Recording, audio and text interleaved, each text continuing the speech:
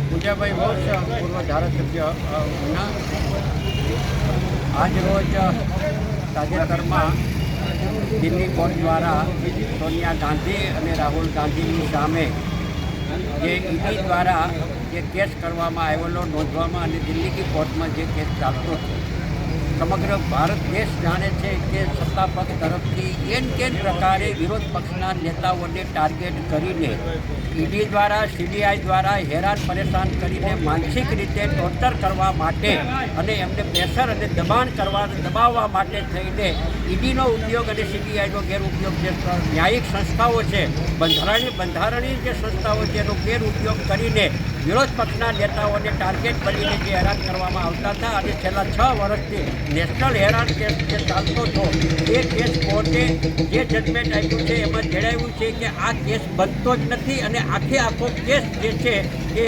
રદ કર્યો છે અને ઈડીને મોટી ન્યાયપાલિકાએ લપડાક આપી છે. ભારત સરકારને, કેન્દ્ર સરકારને પણ મોટી લપડાપ આપી છે અને એના અનુસંધાને એના વિરોધમાં સત્યમેવ જયતે, હંમેશા સત્યનો વિજય થાય છે અને આ કેસની અંદર પણ સત્યનો વિજય થયો છે અને બંધારણીય સંસ્થાઓનો જે દુરુપયોગ થયો છે એ પ્રસ્થાપિત થઈ ગયું છે.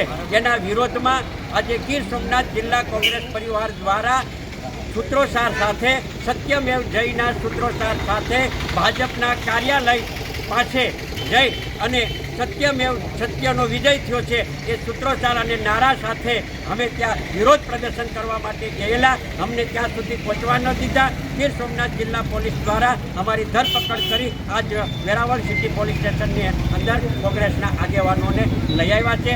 પણ લોકશાહીની અંદર સત્યનો જ વિજય થવાનો છે. સત્ય છે એ દબાયેલું રહે છે પણ સત્યને મિટાવી શકતું નથી. એ આજે દિલ્હીની કોર્ટે ન્યાયપાલિકાએ પ્રસ્થાપિત કર્યું છે.